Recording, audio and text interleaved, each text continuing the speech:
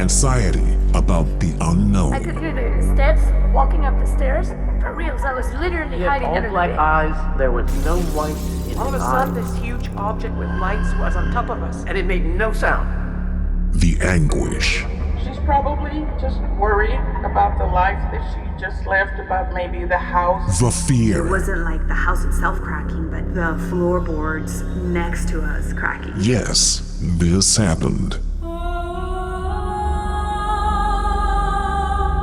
These boxes would just fall to the floor without any apparent propulsion or any person that you could see that was maybe throwing them on the floor, anything abnormal. You couldn't see anything.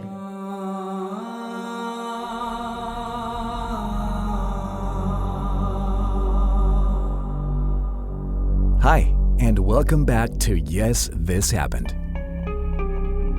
Today you'll hear Don Enrique relate the series of events that, to this day, remain vivid in his memory. Some decades ago, he had a terrifying experience and even captured an EVP, or electronic voice phenomenon. The story begins one night in the 70s when Don Enrique was driving on a lonely highway near Mexico City with a friend.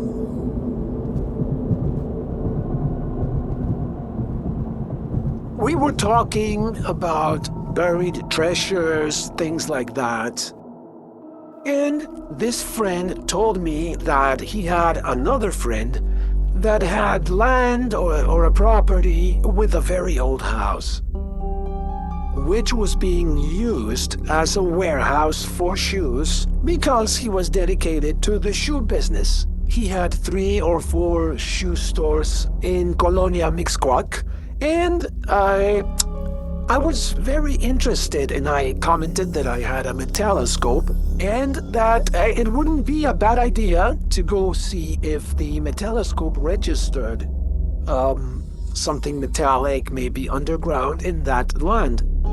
We asked for permission to the landowner, and he said yes. So we got together, it was 5 of us, and we went one night.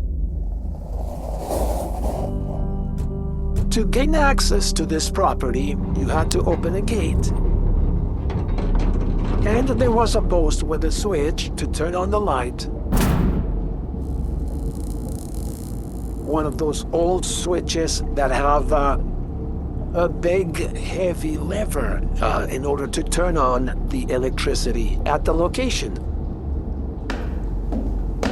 The light came on, and we started walking directly to where the shoe warehouse was. The owner of the property told us that he had some stairs approximately 2.5 to 3 meters high that had railings on the top with little wheels on the top and little wheels on the bottom. Like the ones you might find at the library, for example. So he said that on occasion these stairs would move from side to side by themselves, and nobody could see anything abnormal. The light was on, but that was it.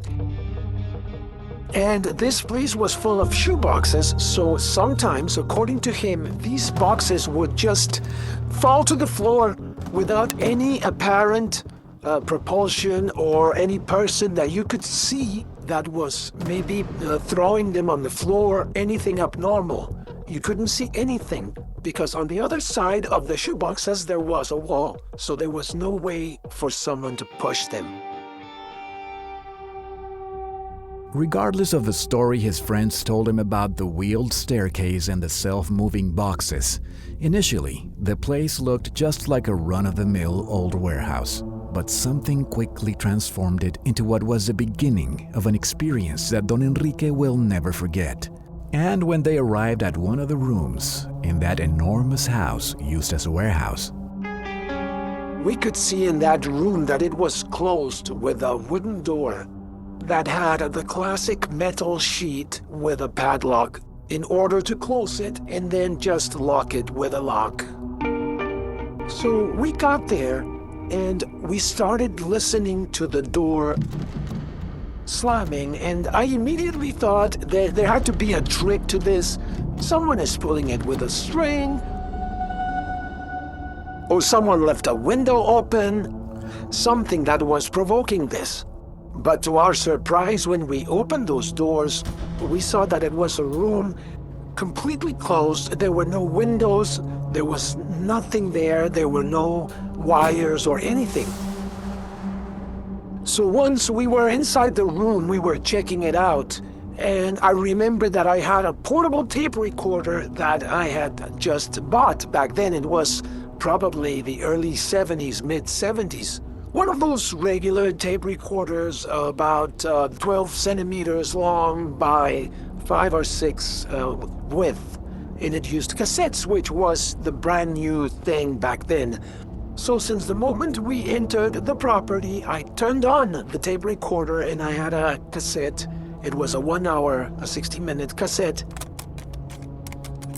And we got there to this room and I put my tape recorder on the floor as I checked the doors and the hinges because of what we had just witnessed, to see if there was a trick or someone was trying to play a joke on us or scare us.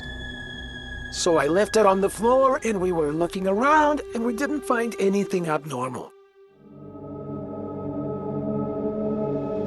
Yes, this happened.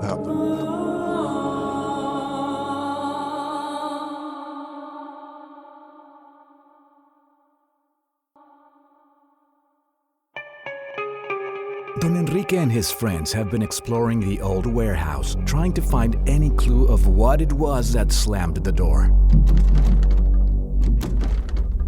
Always trying to keep a skeptical mind. Or at least, try to be objective. But they never imagined what would happen next. Right there and then, the light went out, everything turned off, in general in the whole place. So logically, it was past midnight and we got really scared. Truthfully, we were really scared. We just took off running. We got back to the door. We put the chain back with the lock. We got into our car and left the place immediately.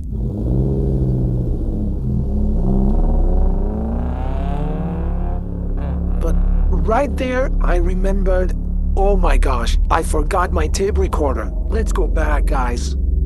And everybody said, you're crazy, let's come back tomorrow. And I said, no, I have to take it with me. So finally, the bravest of my friends said, I'll go with you, I'll go back, and we'll get the tape recorder.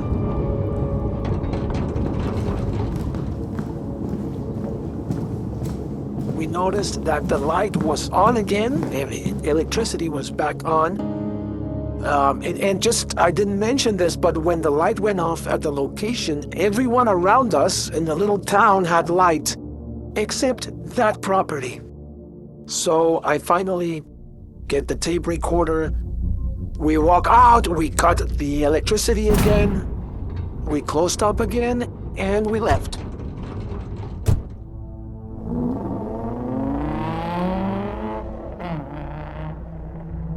Once in the car, Don Enrique rewound the cassette, and when he played it, he and his friend could not believe what they heard. The apparent presence of a disturbing EVP, or electronic voice phenomenon, which are sounds captured by magnetic tape recorders or digital equipment that are interpreted as spirit voices. You can hear the moment when we all say, let's get the f*** out of here. And you can hear our huge steps just running out of that place like crazy. And the most amazing thing was that this tape recorder, which was already on the floor, you could hear everything was silent. And then suddenly something got close to the tape recorder like an animal. I heard like big sounds getting close to the tape recorder to smell it, because you could hear the classic getting closer to the tape recorder, and even you can hear when it touches the tape recorder and changes its position. right after that, a couple of seconds after that, you can hear voices asking for help, saying they want to kill me, they're hitting me.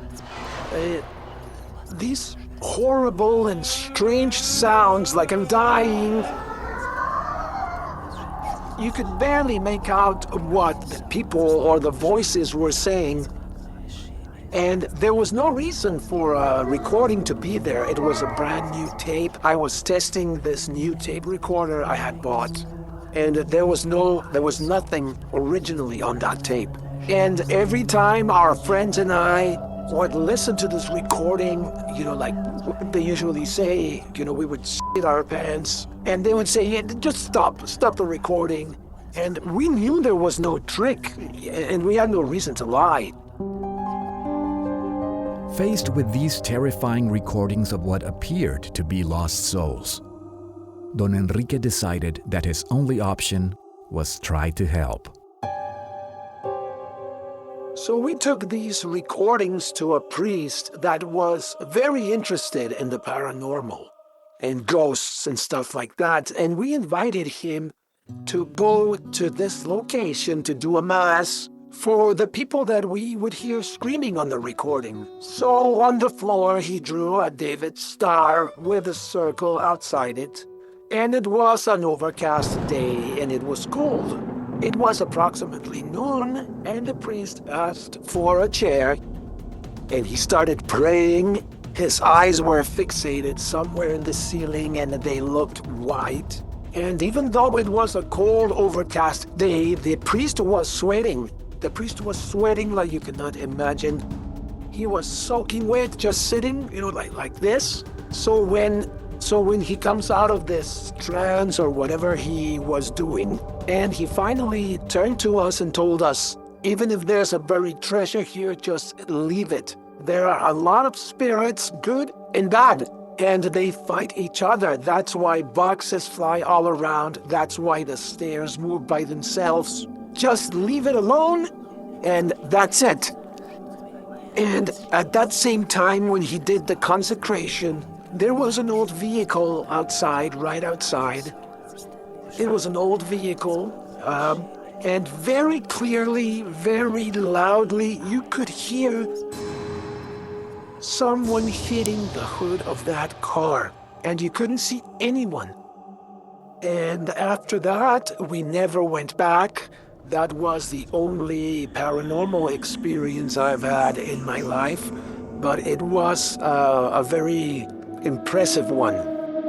And unfortunately, I lost that cassette tape throughout the years. Maybe we've moved about 2 or 3 times since the 70s, so it must have gotten lost somewhere in the shuffle, and I am so mad about that, because that would be proof of something else existing out there, something else beyond us, something mysterious that we actually lived as young men in the 70s.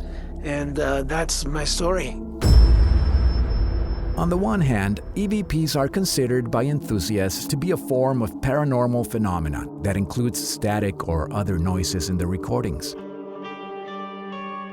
On the other hand, EVPs are considered by scientists and skeptics to be a form of auditory pareidolia, or the process of interpreting random sounds as voices in a pseudoscience promulgated by popular culture. Was it really an electronic voice phenomenon, or EVP, that was heard on that recording? Were they actually listening to souls in pain seeking help from the living? Or was it perhaps as simple as some interference recorded on the tape? Maybe just a joke from the owner of the property? We will never know. The surprising testimony of Don Enrique remains with us as proof of what could be paranormal events that transcended their dimension to meet us at ours. What do you think?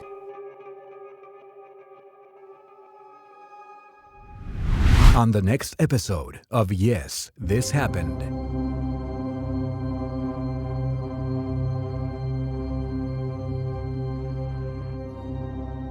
A family in Mexico finds the perfect home. We came to live in Acapulco due to work situations. We found a very nice house. It was a villa. There were 7 other houses, and it was a very nice place. Very spacious. It had a very large pool. It was a very nice house. But living in paradise is not always what it pans out to be. It all started from the first night we slept there. Everything was still in boxes, and at midnight, I was woken up by a very loud noise that woke me up. I immediately got up and ran to look, and to my surprise, I found nothing. When several residents of an upscale Mexican community experience strange occurrences in their homes, I heard movements in the kitchen, like when you arrive home and you want to pour yourself a glass of water or eat something. So I got up from my bed and went to the hall of the stairs. And I called to him, and he didn't answer me. And I kept hearing these noises in the kitchen of opening and closing drawers. the reason for these paranormal events is finally revealed. It was more of a social gathering, right? Without much importance. Everyone started to say, hey, don't you feel strange things happening sometimes? And I was like, what? I asked my neighbor, so she told me, last night, my husband was going to leave, and I had set the alarm clock at 5 in the morning. So when the alarm clock rings, I open my eyes, and I see this girl standing in front of me. I mean, all this is happening to several people. So once I asked the security guard, who'd been working there for years, if he hadn't heard or seen something strange, that's when he told me that in those villas, there were 7 villas. The last one belonged to the owner, the main one, the largest. It had not been finished by the carpentry business because the daughter of the carpenter who was working there had been found drowned in the pool of the houses where we lived. Don't miss a terrifying testimonial that documents the afterlife of a child looking for a resting place on the next episode of Yes, This Happened.